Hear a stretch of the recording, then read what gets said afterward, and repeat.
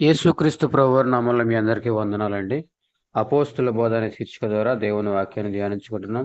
ఈరోజు వాక్య భాగం యోహాను సువార్త 1వ అధ్యాయము 12వ వచనం మనం చూస్తే గనక, తన్ను ఎందరు అంగీకరించిరో వారికందరికీ అనగా తన నామముందు విశ్వాసం ఉంచిన వారికి దేవుని పిల్లలగుటకు ఆయన అధికారము అనుగ్రహించెను. ఈ వాక్య భాగం ఏమని సెలవిస్తుందయ్యా అంటే, యేసుక్రీస్తు ప్రభువారిని ఎందరైతే అంగీకరిస్తారో వారందరికీ అనగా ఆయన నామాన్ని, ఆయన నామమునందు విశ్వాసం ఉంచిన వారికి దేవుని పిల్లలగుట ఆయన అధికారం అనుగ్రహించెను. ఈనాడు నువ్వు యేసుక్రీస్తు ప్రభువారిని అంగీకరించినట్లయితే గనక, ఆయన యందు విశ్వాసం ఉంచినట్లయితే గనక నీవు దేవుని పిల్లలవుతావు అని చెప్పి ఇక్కడ వాక్య భాగం సెలవిస్తూ ఉంది. నువ్వు దేవుని పిల్ల అనబడాలంటే, నువ్వు దేవుని కుమారుడివి, కుమార్తెవి అనబడాలంటే, నువ్వు దేవుణ్ణి అంగీకరించి, యేసయ్యను అంగీకరించి, యేసయ్య నామమందు నువ్వు విశ్వాసం ఉంచాలి అని చెప్పి ఇక్కడ వాక్య భాగం సెలవిస్తుంది. ఇదే యోహాను సువార్త 3:16 వచనం మనం చూస్తే గనక, కాగా ఆయన తన అద్వితీయ కుమారుడిగా పుట్టిన వాని యందు విశ్వాసం ఉంచు ప్రతివాడు నశింపక నిత్య జీవం పొందినట్లు ఆయనను అనుగ్రహించెను. ఈనాడు నువ్వు యేసయ్యందు విశ్వాసం ఉంచితే గనక నువ్వు నశింపక నిత్య జీవాన్ని పొందుకుంటావు. నువ్వు దేవుని కుమారుడు అనబడటమే కాదు, నీవు నశించక నిత్య జీవాన్ని పొందుకుంటావు. అవును కదా! దేవుని కుమారులు దేవుడు ఎక్కడ ఉంటాడో అక్కడే నివసిస్తారు. కాబట్టి నువ్వు దేవుని కుమారుడిగా నువ్వు అనబడాలంటే దేవుని యందు విశ్వాసం ఉంచాలి. నువ్వు దేవుడి కుమారుడిగా అనబడినప్పుడు నువ్వు నశించక నువ్వు నిత్య జీవాన్ని పొందుకుంటావు. నరకానికి వెళ్ళకుండా నువ్వు యేసయ్య ఉండే ప్రదేశంలో నువ్వు ఉంటావు. ఆ పరలోక రాజ్యంలో నువ్వు ఉంటావు. యేసయ్యతో పాటు నువ్వు నివసిస్తావు. ఎప్పుడయ్యా అంటే నువ్వు యేసయ్యందు నువ్వు విశ్వాసం ఉంచినప్పుడు, నువ్వు యేసయ్య నామాన్ని నువ్వు నమ్మినప్పుడు నువ్వు. అదే కదా మార్కు సువార్త 16వ వచనంలో, నమ్మి బాప్తీసం పొందినవాడు రక్షించబడును, నమ్మని వానికి శిక్ష విధింపబడును. విశ్వాసం ఉంచి నువ్వు నమ్మి బాప్తీసం పొందుకున్నట్లయితే కనుక నువ్వు రక్షించబడతావు అని చెప్పి ఇక్కడ వాక్య భాగం సెలవిస్తూ ఉంది. కాబట్టి మనం విశ్వాసం ఉంచితే దేవుని కుమారులు అనబడతావు. నువ్వు నమ్మితే నువ్వు దేవుని కుమారుడు అనబడతావు. నువ్వు విశ్వాసం ఉంచితే నశించక నిత్య జీవాన్ని పొందుకుంటావు. నువ్వు నమ్మి బాప్తీసం పొందుకుంటే రక్షణ పొందుకుంటావు అని చెప్పి ఇక్కడ వాక్య భాగం సెలవిస్తుంది. అంతేకాదు రోమపత్రిక 10వ అధ్యాయము 9వ వచనం మనం చూస్తే గనక, యేసు ప్రభువని నీ నోటితో ఒప్పుకొని దేవుడు మృతుల్లో నుండి ఆయనను లేపినని నీ హృదయమందు విశ్వసించిన యెడల నువ్వు రక్షించబడదువు. యేసుక్రీస్తు ప్రభువారిని మనము ఆయనే దేవుడని ఒప్పుకొని, యేసయ్య ఈ లోకానికి దిగి వచ్చాడని మన కొరకు మన పాపాల నిమిత్తమే బలి అయ్యి, మన పాప క్షమాపణ నిమిత్తమే బలియాగం అర్పించి ఆయన మరణించి 3వ దినమున తిరిగి లేచాడని, మృతిని జయించాడని, మరణాన్ని గెలిచాడని, మరణపు ముళ్ళుని విరిచాడని చెప్పి నువ్వు అంగీకరించినట్లయితే గనక, నువ్వు విశ్వసించినట్లయితే గనక నువ్వు రక్షించబడతావని చెప్పి ఇక్కడ వాక్య భాగం సెలవిస్తూ ఉంది.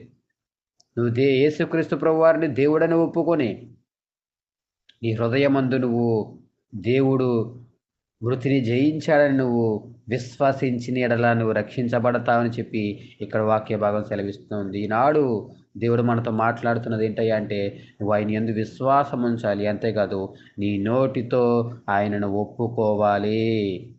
ఇదే 10వ అధ్యాయం 10వ వచనంలో, ఏలయనగా నీతి కలుగునట్లు మనుషుడు హృదయంలో విశ్వసించును, రక్షణ కలుగునట్లు నోటితో ఒప్పుకొనును. నువ్వు హృదయమందు నువ్వు విశ్వసించినట్లయితే కనుక నీతి కలుగుతుంది. నువ్వు పరిశుద్ధులుగా మార్చబడతావు. నీ నోటితో ఎప్పుడైతే ఒప్పుకుంటావో అప్పుడు నీకు రక్షణ కలుగుతుందని చెప్పి ఇక్కడ వాక్య భాగం సెలవిస్తూ ఉంది.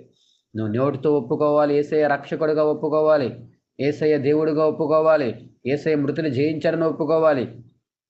నీ హృదయంలో ఉన్న విశ్వాసము అది బయటికి రావాలి, నోటితో బయటికి రావాలి. అప్పుడు నీకు రక్షణ కలుగుతుందని చెప్పి ఇక్కడ వాక్య భాగం సెలవిస్తూ ఉంది.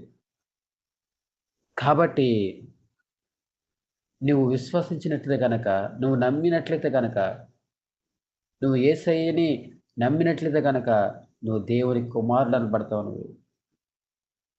నువ్వు నశించక నిత్య జీవాన్ని పొందుకుంటావు. నరకానికి వెళ్ళకుండా, నువ్వు ఆ అగ్నిగుణంలోకి వెళ్ళకుండా నువ్వు నిత్య జీవాన్ని పొందుకుంటావు. ఎప్పుడయ్యా అంటే నీ హృదయంలో విశ్వాసం ఉన్నప్పుడు, దేవుని మీద విశ్వాసం ఉన్నప్పుడు, దేవుని విశ్వసించినప్పుడు, నమ్మి నీ నోటితో ఒప్పుకున్నప్పుడు నీకు రక్షణ కలుగుతుంది.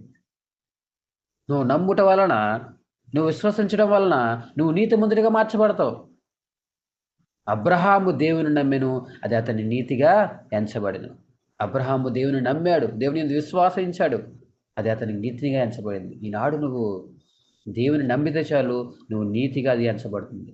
అయ్యో, నేను అపవిత్రుడను, నేను పాపాత్ముడను, నేను ఎందుకు పనికిరాని వాడను, నేను ఎందుకు పనికిరాని దానను, నాలో ఏ పరిశుద్ధత లేదంటే ఆయన అంటున్నాడు, నువ్వు నమ్మితే చాలు, నువ్వు నీతిమంతుడిగా మార్చబడతావు. నువ్వు విశ్వసించితే చాలు, నువ్వు పరిశుద్ధుడిగా మార్చబడతావు. నువ్వు నీతిమంతుడిగా మార్చబడి దేవుని కుమారుడు అనబడతావు. నువ్వు పరలోక రాజ్యం చేర్చబడతావు. అబ్రహాము నమ్ముట వలన అతడు నీతిమంతుడిగా మార్చబడి, నువ్వు హృదయమందు విశ్వసించడం వల్ల నువ్వు నీతిమంతుడిగా మార్చబడతావు. నువ్వు నోటితో ఒప్పుకొనడం ద్వారా నీకు రక్షణ కలుగుతుందని చెప్పి వాక్య భాగం సెలవిస్తూ ఉంది. నీ హృదయంలో విశ్వాసం ఉంచు, అయితే నువ్వు నోటితో ఒప్పుకోవాలి. నువ్వు నమ్మి బాప్తిసం పొందుకుంటే నీకు రక్షణ కలుగుతుందని చెప్పి వాక్య భాగం సెలవిస్తుంది. కాబట్టి ఆయన యందు విశ్వాసం ఉంచి ఎవడును సిగ్గుపడని లేఖనము చెప్పుచూ ఉంది. రోమపత్రిక 10వ అధ్యాయం 11వ వచనం మనం చూస్తే కనుక, ఆయన యందు విశ్వాసం ఉంచు వాడెవడును సిగ్గుపడని లేఖనము చెప్పుచుంది. నాడు నువ్వు ఆయన యందు విశ్వాసం ఉంచితే నువ్వు ఎప్పటికీ సిగ్గుపడవు. విశ్వాసం ఉంచువాడు ఎవడును సిగ్గుపడడని చెప్పి లేఖ భాగము చెప్తూ ఉంది. కాబట్టి మనము ఆయన యందు విశ్వాసం ఉంచి రక్షణ పొందుకుందుము గాక. దయగల మా తండ్రి, ప్రేమగల మా ప్రభువా, ఈ వాక్య భాగం విన్న ప్రతి ఒక్క హృదయంలో విశ్వాసము దయచేయండి ప్రభువా.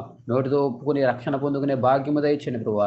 అయ్యా, నశించక నిత్యజీవం పొందుకున్నట్లు వీరికి, వీరి కుటుంబాలకి, అయ్యా వీరి రక్త సంబంధులందరికీ నైనా అట్టి కృప దయచేయండి ప్రభువా. నీ కృప పొందుకుని రక్షణలో నిలబడడానికి, స్థిరత్వం పొందుకోవడానికి మీ కృప దయచేయండి ప్రభువా. అయ్యా, బిడ్డలందరినీ దీవించిన, ఆశీర్వదించిన, సమాధానం, సంతోషం, నెమ్మది దయచేయమని ఈ చిన్న ప్రార్థన యేసుక్రీస్తు ప్రభువారి నామములో అడుగుచున్నాం మా పరమ తండ్రి. ఆమేన్.